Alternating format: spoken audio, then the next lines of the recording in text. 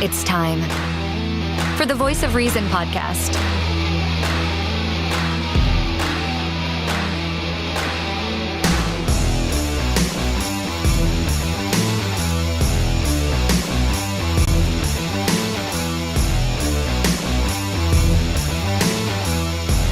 Here are your hosts, Sean Phillips, Andy Van Beber, and Travis Kirkendall.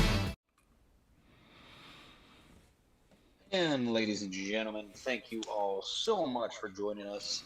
This is the Voice of Reason podcast. My name is Sean Phillips. As always, I am joined alongside my co-host, Mr. Andrew J. Van Beber V. How are we feeling today? Good, pal.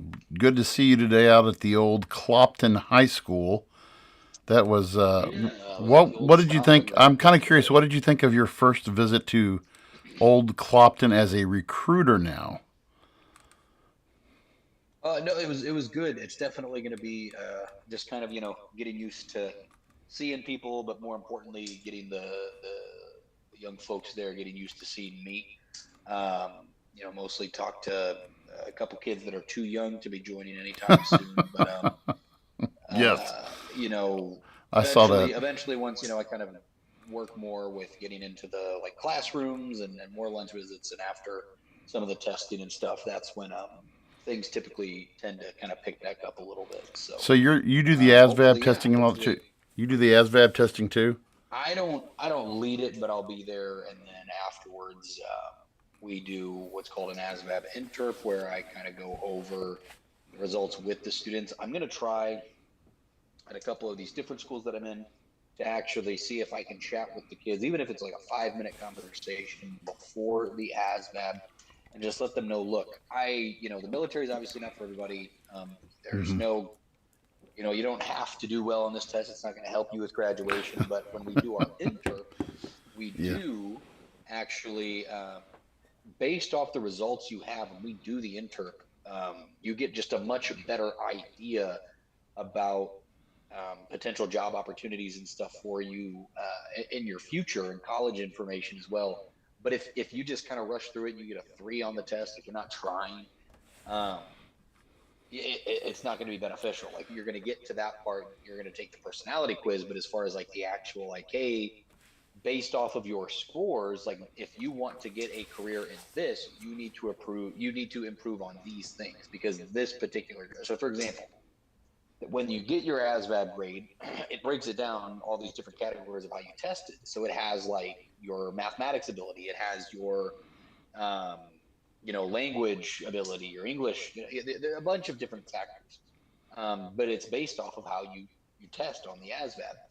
And when you're reviewing it, it's gonna, it pairs it with your score. You put in your code, and then it pulls up your score, and it'll say, hey, this is what people that are like you typically have gone into. This is some other careers, but it's hey, this is what you'd be suited for. Math, but yeah, if a kid's hey, I really want to be an engineer, but struggled in the math portion, it's going to say, hey, this is what you should improve, because most engineers actually score here when they take this kind of test.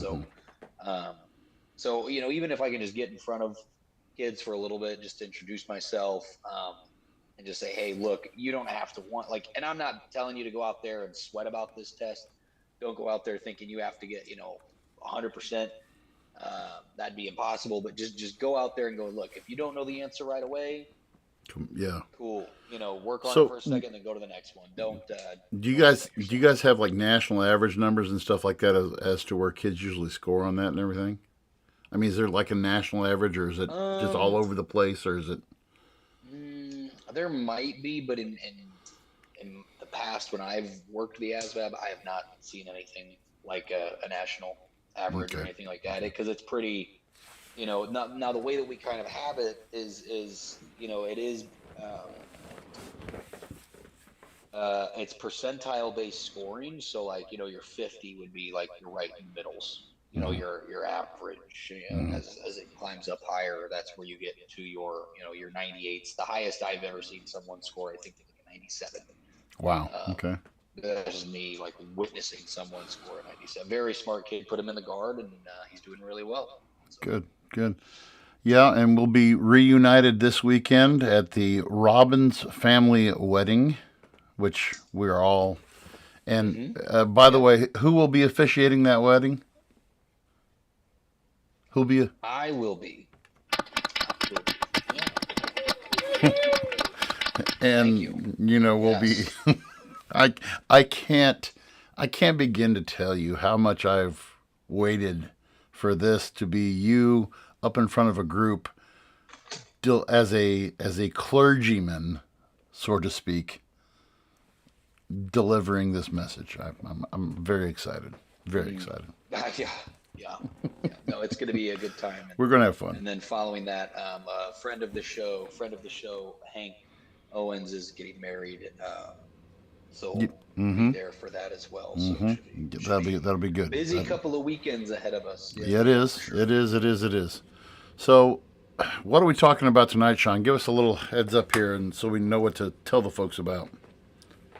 Yeah, so we're going to talk a little bit about the longshoremen. So for those of you that don't know, my numbers might be a little bit off here, but there's anywhere between 45, and I saw other takes that were seeing about 45 to 55,000. It could, be even higher. Um, Longshoremen individuals, a union that are going on strike They for the did go. Yeah, foreseeable future. today. Yeah, today they Mm-hmm. started their strike, and this is all the way up the East Coast, all the way down into Texas. So um, essentially, they are going on strike, and these are so V and you might have done a little bit more research as far as like what the longshoremen do versus dock workers, what they do, but essentially these are individuals that are responsible for they play a part in bringing materials in off of ships and getting them, sent out to American consumers. So where this is going to affect us over the next couple days and weeks are any goods that are coming into the United States from those docks. Um, they're So not going to have anybody there to unload them to get or yeah, go ahead. I was just going to say, there's a. I mean, if you go to ZipRecruiter, and this is just some of the stuff that's Indeed. There looks like one, two, three, four, five, six, seven, eight different areas in which longshoremen operate on, operating heavy machinery. Longshoremen use cranes, forklifts, other heavy equipment to move cargo. Secure cargo. Longshoremen use straps, chains, and other equipment to secure cargo. So it does. So they load and unload the ships. They check cargo to look for damaged goods, maintain equipment. So you have your mechanics who actually are longshore mechanics. You have those guys who work in the office, those who work in documenting data entry and tracking systems. You have the hazmat guys who are longshoremen who work in hazmat. You have your overseers, your foremans, and then you have just the general site work area, site management. So in that area, longshoremen have they background check, security check. It's it's very labor intensive job, and by our statistics, 50,000. It's a nearly 50,000 members went on strike today. Wow, wow. Yeah, that's it's definitely going to play a factor, and so to think of some of the things that's going to affect our materials that we bring in, as far as a lot of them we're talking about lumber, some we're talking Mm-hmm. about food, a lot of them your retail stores. So Let's play a. it always makes me curious when things like this happen, like to see what the actual implication is going to be at like a place like Walmart, right? Are we going to see prices all of a sudden kind of shoot up on certain items, or are we just going to be like going to Walmart and it's just like fewer and fewer of things that we would normally be like, I could go to Walmart and get a pillow and have no issues. Because Mm-hmm. now we're gonna run into Well, things like that. Those are the kind of implications that I think about when I think about these kind of things. so the president of the dock workers union. I'm trying to get his. What's his name? I'm trying to get his name. Where's this guy at? Did you get his name? Find it. What? You're talking about the New Yorker, right? The New Yorker. Doc, worker union president. He's definitely a his name is, man, I can't. Harold Daggett. Harold Daggett. Okay. Harold Daggett, yep. Harold Daggett. Let's let's play. This was from an interview that was done. How long ago? This was posted this morning. Let me just play a clip from this interview real quick, and it tells a lot. Here we go. These people today don't know what a strike is. When my men hit the streets, from Maine to Texas, every single port will lock down. You know what's gonna happen? I'll tell you. First week, be all over the news every night, boom, boom. Second week, guys who sell cars can't sell cars because the cars ain't coming in off the ships. They get laid off. Third week, malls start closing down. They can't get the goods from China. They can't sell clothes. They can't do this. Everything in the United States comes on a ship. They go out of business. Construction workers get laid off because the materials aren't coming in. The steel's not coming in. The lumber's not coming in. They lose their job. Everybody's hating the longshoremen now because now they realize how important our jobs are. Now I have the president screaming at me, I'm putting a Taft-Hartley on you. Go ahead. Taft-Hartley means I have to go back to work for 90 days. That's a cooling off period. Do you think when I go back for 90 days, those men are gonna go to work on that pier? It's gonna cost the companies money to pay their salaries. Well, they went from 30 moves an hour maybe to 8. They're gonna be like this. Who's gonna win here in the long run? You're better off sitting down and let's get a contract and let's move on with this world. And in today's world, I'll cripple you. I will cripple you, and you have no idea what that means. No. How do you take? Well, is that? I mean, how threat? I mean, that's pretty intense. I mean, that guy. First of all, he's speaking like true New Yorker, huh? But think about. I'm kind of I'd never really put a lot of that together, but obviously a lot of our.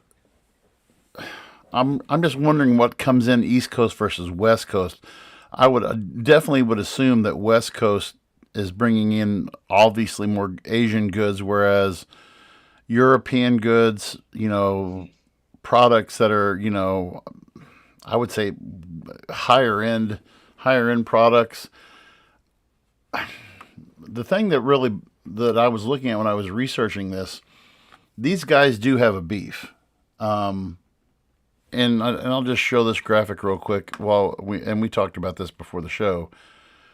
Median income. This is in New York City, New York.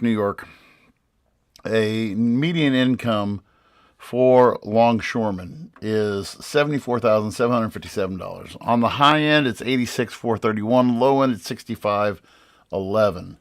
Now, to me, and you as a person who's lived in the second largest city in the United States knows what it takes to, I mean, the cost of living is obviously through the roof.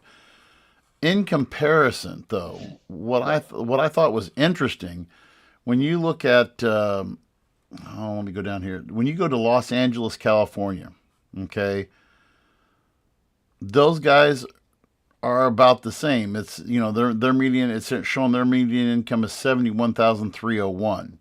So some other reports say that number. I read a report on CBS were saying that the dock workers and I'm guessing it's a separate union that's out on the West Coast they were able to come to an agreement. Was it last year or 2 years ago? And what was it? It said West Coast longshoremen are represented by a different union which negotiated significant wage increases for its members in 2023. And it said under the ILA's formal contract with the shipping companies expired yesterday. Starting pay for dock workers was $20 per hour. That rose to $24.75 per hour after 2 years on the job, and $31.90 an hour after 3 years, topping out at $39 for workers with at least 6 years of service. So, I mean, what would you consider to be fair labor or fair wages in that line of work? That's a good question, and I don't necessarily know that I have the right answer. Obviously, a livable wage is ideal for any career that you're in, but unfortunately, that is not the case, and we've kind of talked about that a little bit. About minimum wage. Is minimum wage supposed to be enough to support a family, or is minimum wage supposed to be for just entry-level workers? But at the same time, shouldn't entry-level workers be able to work enough to support a family? So now we get into this particular situation when we take the median, right? And you did the right thing by kind of going off of New York, like looking at what their median is compared to other states, because obviously every state's going to be a little bit different. Someone that's making a salary in New York probably doesn't, it's not as expensive to live in like certain parts of Texas, for example. Obviously, certain parts, not all parts, but certain parts of Texas. So when we look at the increase, I believe that they're looking for is what, like a 73%? 77, over 70, the course of 6 years. So right. 77. 77. So a 77% wage increase over the course of 6 years. Now,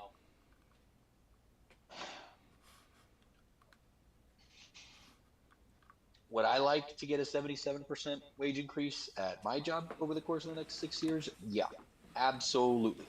Is it going to happen? No. Can I go on strike? No.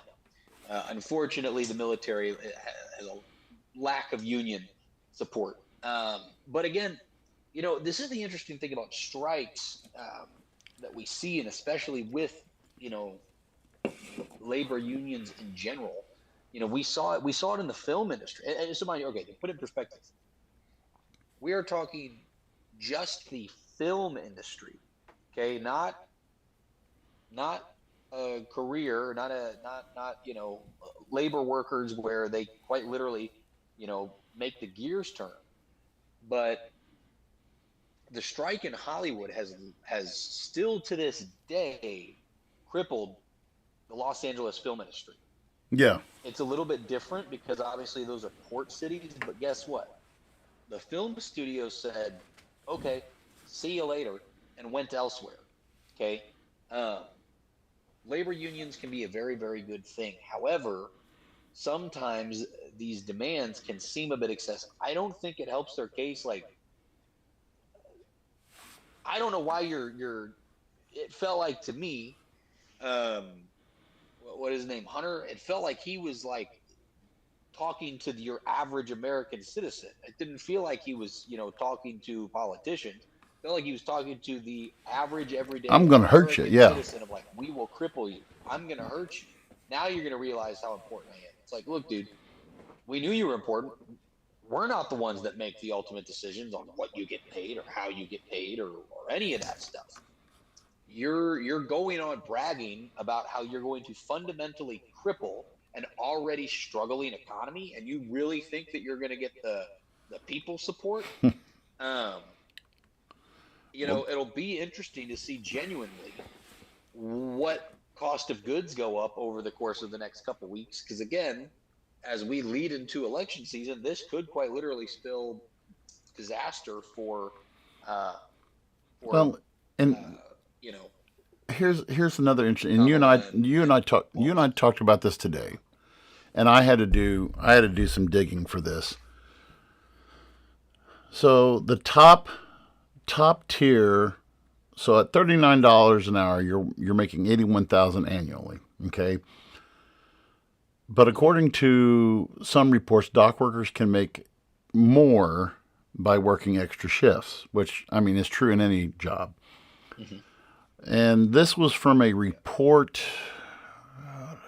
2019-2020 annual report from the Waterfront Commission of New York Harbor. About one third of local longshoremen made $200,000 or more a year. Okay, now Golly. a more typical longshoreman salary can exceed $100,000, and that's without logging substantial overtime.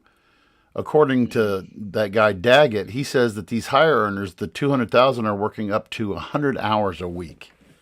Okay, to me that's not. I don't know. When it comes to money, to me, excuse me, money is it's a difficult topic to discuss with certain people. It depends. You got to know your room. You have to know your room on who you're talking Yeah. to Yeah. when it comes to talking about money. So I mean, like for today in my U.S. history class, we've been talking about what inflation is, and we've been talking about how minimum wage and the drive of minimum wage drives everything else up. When you and we've had this discussion with people to say in this mentality that if you were to tell me, if you were to tell the 1988 version of Andy Van Bever, who had his first minimum wage job at $3.75 an hour, if you were to tell me back in 1988 that there would be a day that minimum wage would be $15 an hour, I would have crapped my pants because it's. I mean, but think about that, okay? And this is one of the things that we really need to work on, because if you're setting minimum wage at $15 an hour, okay? If you're setting minimum wage at $15 an hour, people like these longshoremen, people like the guys who work in the auto factory, heck, teachers, we're all going to want. I mean, if it's comparable, if at any job that is a somewhat of a professional, higher end blue collar, typical white collar worker, if the people down on the other end are making $15 an hour, and you're in essence, if I was to figure up all the time I got paid for coaching, if I figured up how much I got paid for track coaching, the amount of hours that I put in versus what I get paid, it'd be about $10, $12 an hour. Okay, but Yeah. we don't get in, and that's part of the thing about being a teacher. You don't get into it for the money, For the money. Yeah. and I think that's what some people they look at with, well, it shouldn't be about the money. Okay, then what's it about? Whatever Right. career. I mean, you want to love your career, right? I mean, you had a choice on what you wanted to do and what you looked at and what was. I mean, because what plays into the factor for where you're at is, you're a younger guy, young family, newly married. I'm going to work in a job that I know how you feel about the military, and you're very comfortable with it. What your job satisfaction is, and at the end of the day, you're going to come home and say, I had a good day at work. I enjoy my coworkers. I enjoy Yeah. meeting with kids. I enjoy what I do. I've never said, especially at the district that I'm at right now, I hate, I love Clopton School District. I love teaching kids. Yeah. But, and I'm sure these dock workers, they have a sense of brotherhood, camaraderie with each other. But where in our society today is a person truly paid what their job is worth? Think about that. Right. No. Yeah. 100%. Yeah. Yeah. You kind of hit the nail on the head with that, because unfortunately, we all we all want to get paid more.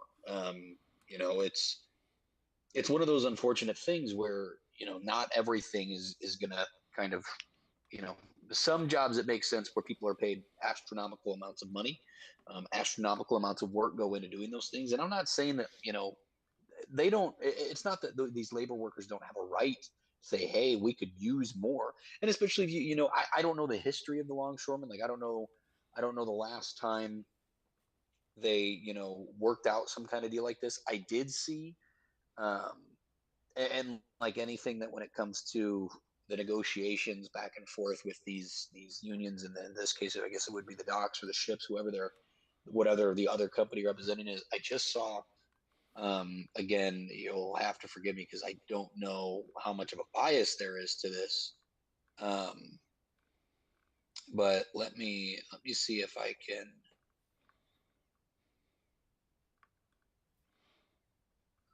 One of the things that I'm really, This up. if I go back to what we said earlier, what you were talking about earlier, how's this going to affect us in the long run? Mm-hmm. The thing that I'm really concerned about is he makes a comment about steel. You know, we don't produce as much steel as what we used to. I mean, the steel belt, the area, lumber. You know, where does a lot of our lumber come from? You get a lot of, obviously, from the north, the Midwest, the North Midwest. You get a lot from the Northeast.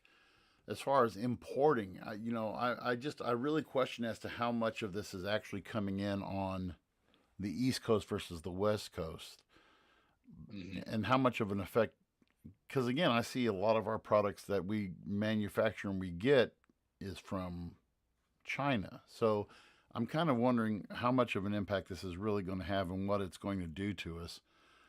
Do you think that in the long run? Well, first of all, let me ask you this: How long do you? Obviously, 77% is a huge number to overcome. How long would you? Well, Want to get? apparently, not to cut you off, but I saw a thing where originally one of the um, offers was they were offered a 50% pay raise offer, um, and there was, from my, at least what I'm reading, I'm not sure how accurate this is, but from what I'm reading is there were also clauses that helped protect them against some of the new automation, because that's another big thing that they're fighting against, not just the pay, but they don't want any automation.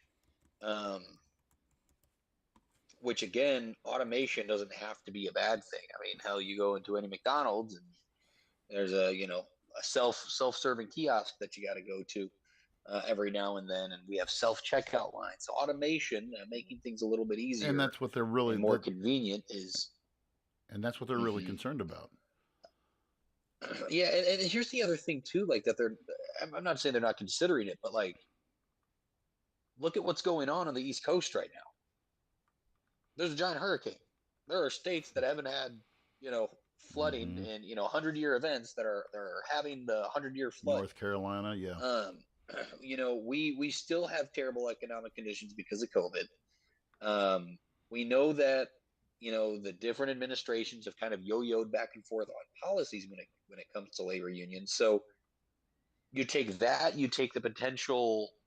I'm not a proponent of World War III is starting tomorrow. I'm not one of those individuals. But you look at some of the turmoil that is getting pretty hot over there in the Middle East, and you throw all of that, and then on top of that, now you throw on this dock worker strike, and it is going to affect your everyday American. And I think that's the unfortunate part about it, because we take a look at. I'm reading another article here. Is the gentleman Harold Daggett? Guess what his salary was last year? Mind you, he's not a CEO, so it wasn't like 300,000. Absolutely crazy. But this is a guy that is bragging about crippling the American economy. Curious. 500,000. $900,000. Oh. $900,000. Yeah. So. And here's some interesting statistics for you too. This is through last year. Of course, they haven't done this year yet. But last year, 52.6% of imported goods came through the East and Gulf Coast region. Guess where the trend switched from West Coast to East Coast? Just wild guess. When do you think that trend changed? We've talked about it on the show. I'm not sure. The pandemic. Oh, of course we did. During the pandemic, Oh yeah, yeah, yeah, when we had the backlog of all the ships and everything in the West Coast, yeah, yeah, yeah. and those guys, the it said in August of 2022, 1 month after the West Coast labor contract expired, major East and Gulf Coast ports handled a 54.6 share of the top 10 imports, which was up from 51.2% in July. And so while that mess was going on, and that flew underneath our radar because we were in the middle of the pandemic. But those guys had leverage at the time. Because they were so, because everything was so backed up, and they kind of dilly-dallied on getting that contract settled, that everything shifted around to the East Coast. And you say, well, how is that? And when you look, they say, how is that coming into play? Well, Panama Canal. So people who are shipping are taking that extra, whatever it is, 2,000 miles, and a lot of, some of these ship businesses are saying, maybe the same will happen again. If this lasts too long, well, we'll just shift it back around, because in the end, guess where most of these shipping companies are going to go? They're going to go to where their dock fees are the least. They're going to go to where they can offload their goods for the cheaper rate. And right now, that's the West Coast right now, because in Los Angeles, your average dock longshoreman is making $71,000. Okay.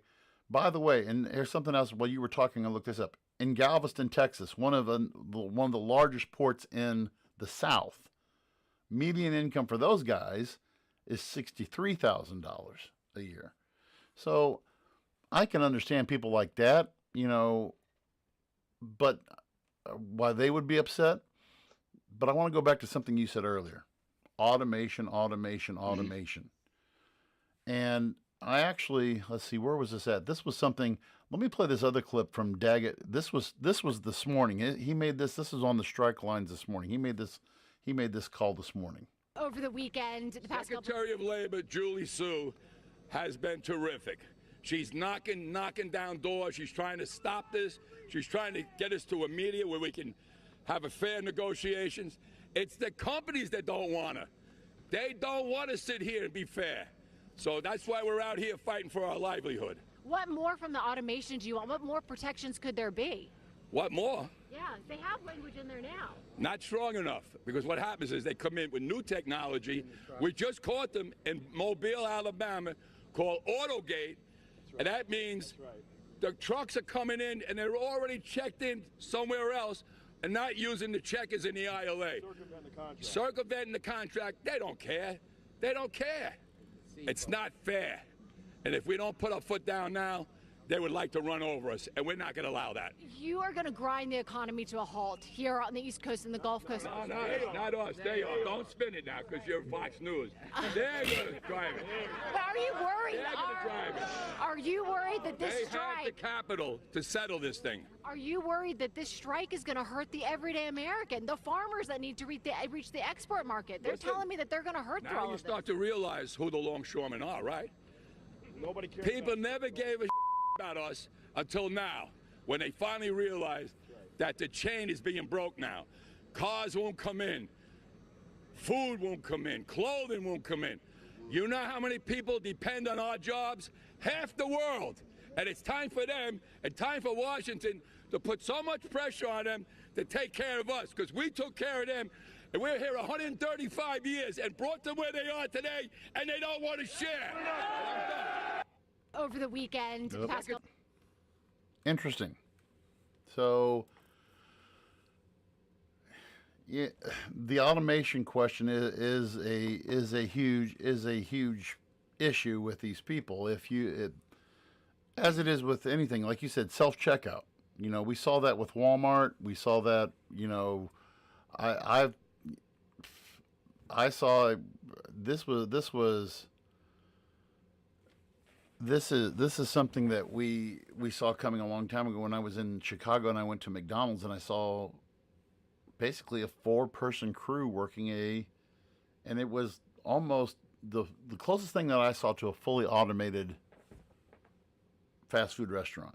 I mean, loading, all these guys had to do was put the fries in the hopper, and it went down into the fryer, brought them back up, dumped them out, and there you go. If you look at, I'm sure on these longshoremen are what they're having to deal with. What they have to worry about is how long before automated crane operating, how long before automated forklift. I mean, you're seeing some of that happen already right now in some of these Amazon warehouses. You're hearing stories about this already. Yeah. And I mean, part of me just says, how close are we to Terminator Genesis? I mean, Not close enough. not close enough. Is this? I'm ready for the iRobot scenario. Is what I'm looking forward to. iRobot and Eagle Eye. Those are the two artificial intelligence Wally movies of my choosing. I'm trying to get there. So, this is one of the things that is going to that the president, whoever our next president is going to be, is going to have to address. And what bothers me, if you watch, did you watch the Daily Show last night? Did you watch Jon Stewart last night? I did not. One of the things that they brought up was that they asked both candidates, or they've out on the trail, they've asked them questions. What kind of plans do you have in place to get our economy moving again? And Kamala Harris, and again, I'm not one to promote Kamala Harris, is one who said, we're going to give tax breaks here. We're going to raise capital gains tax 28%. We're going to give tax breaks to startup businesses up to $50,000 now. And so, to me, and when you ask Trump is, well, we did amazing things back when I was president before, and you want these are questions that neither one of these people are convincing me that they have a plan to reboot our economy. Unless you force the hand, which you're not going to do, you can't force the hand of corporations to make them pay their workers more, but not raise their prices. That doesn't make sense on any businessman, because the business of business is to make money. You go into business to make money. You don't go into business for charity work. If you don't like the money that you pay and you think that you're getting screwed by your employer, then start your own business. I don't know if I'm sounding cold-hearted when I say that or not. I mean, there's an old movie from the 80s called Wall Street. Charlie Sheen and Michael Douglas. And he said, he's like, greed is good in America. Greed is what drives America. And so greed is what makes capitalism work. So if people want to make more money, I mean, is it wrong to say go find a job somewhere else or start your own business? I mean, is that I don't know. How would you take that? Am I out of line by saying that? No, I mean, you're fundamentally right in the sense where, like, yeah, if you want more money, in a sense, you got to go out and work for it. Nothing in this life is given. No. And that's why there are when you look at jobs that pay a certain amount, there's a couple of different factors. There's always the supply and demand factor. There's always there's cost. You take it into effect, like becoming a doctor. Becoming a doctor is very, very difficult. They're very specialized. They do a very important job. That is why they are paid so much. And then you have people that argue. One of my favorite Facebook posts that I'll see is, well, we pay these athletes that don't care hundreds of millions of dollars, and yet the men and women serving our country, make peanuts compared to them. Well, how many people tune in Sunday night to watch me work? Not too many. Not too many.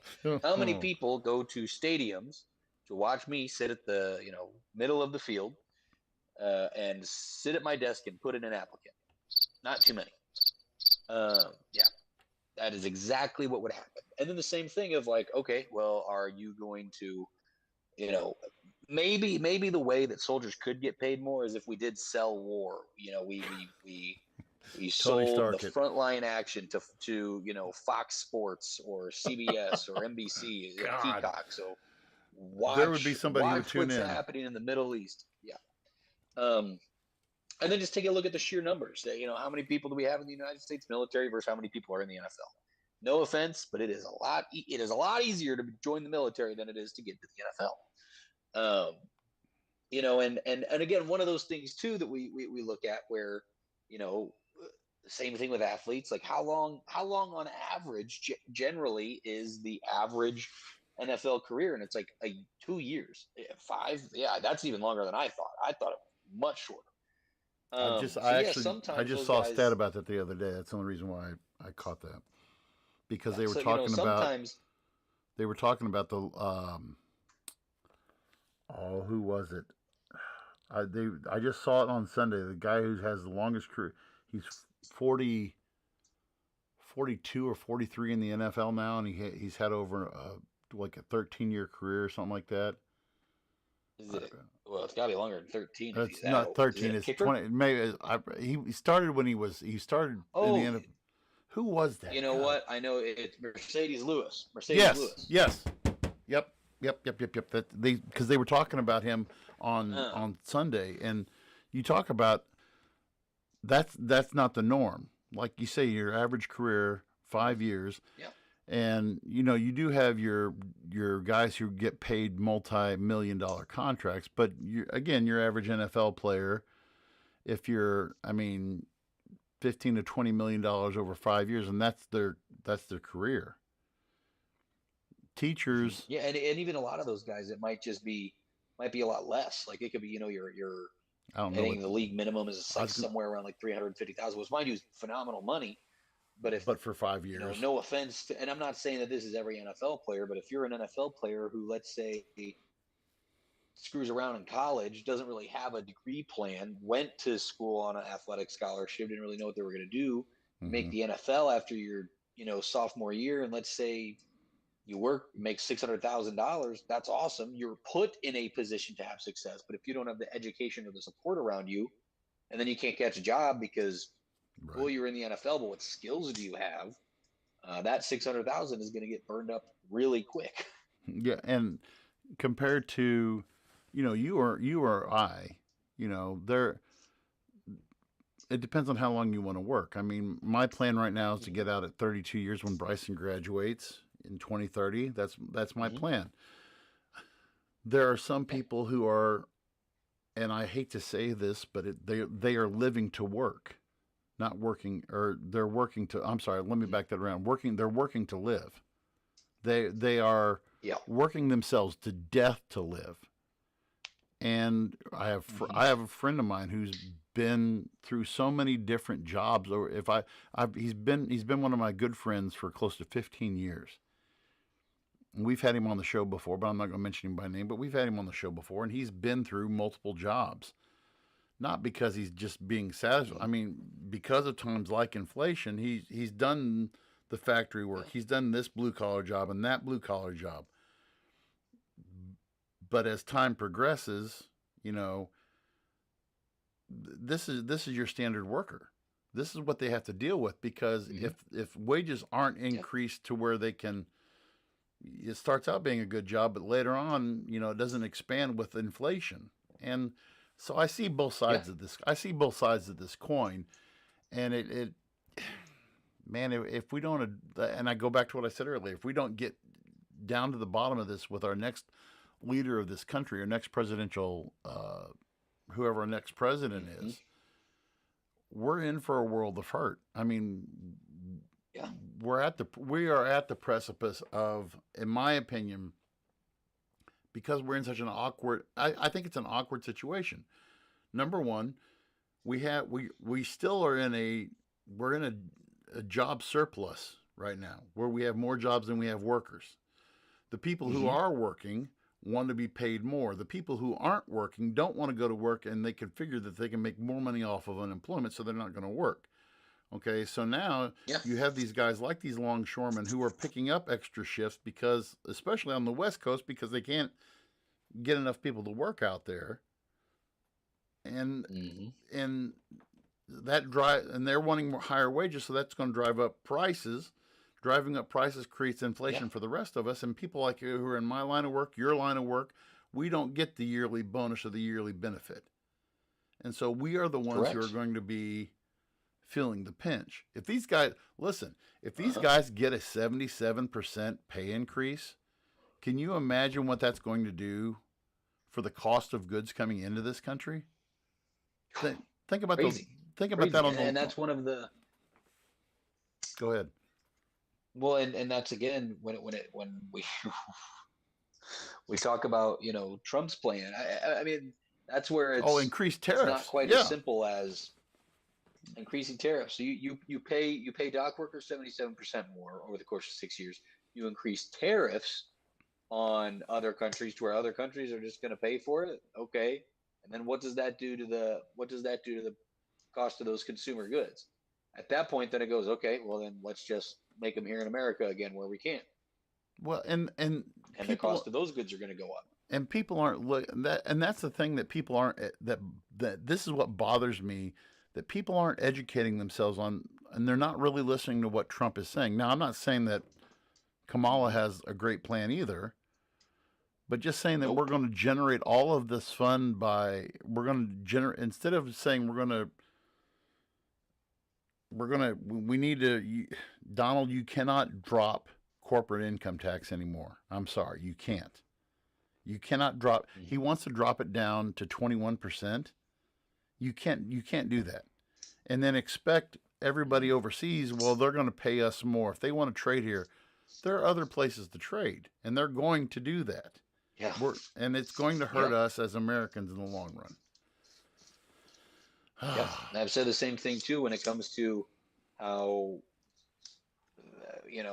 Kamala wants to increase taxes on billionaires. I mean, it's the billionaires' fault. We'll tax billionaires. You want to know what those billionaires do?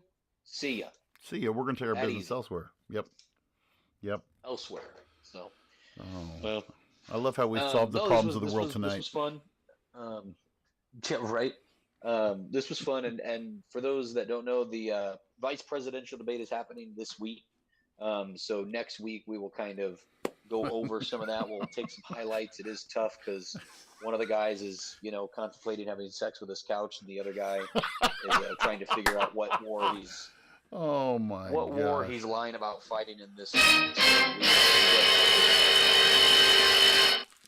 Sorry, I had to do that. We have the two cream of the crop vice president candidates, but it makes sense considering who their presidential candidates are. So such is life. At least Joe Biden was able to get out of bed off vacation the other day. I saw him yelling at a reporter that he worked for 2 hours the other day. That was one of the most amusing things I had seen. He what?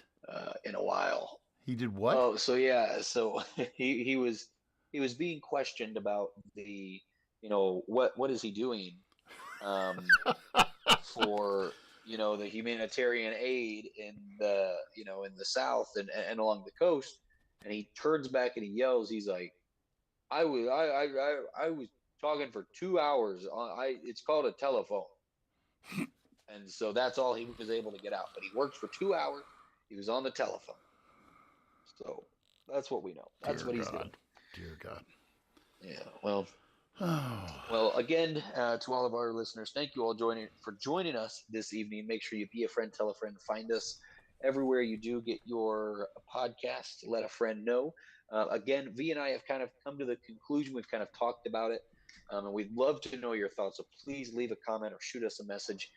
We have talked about after the election season, kind of going into an American historical series for you guys, just going over some important documents, some important events that have happened throughout American history. And then when we discuss those things, we'll go at length. A lot of these might be two-parter episodes where we'll talk about either the document or the event, and then we will lead into how they affect us today. What do these mean to us today, even though they happened back then? So I'm really looking forward to that. It'll actually be very a nice refresher, considering kind of all the jargon and tapioca mouth bullshit that we've been getting from the powers that be. So I am very, very excited to kind of deep dive into that. And definitely. So hopefully we will get to talk with you guys next week. Should be a good episode.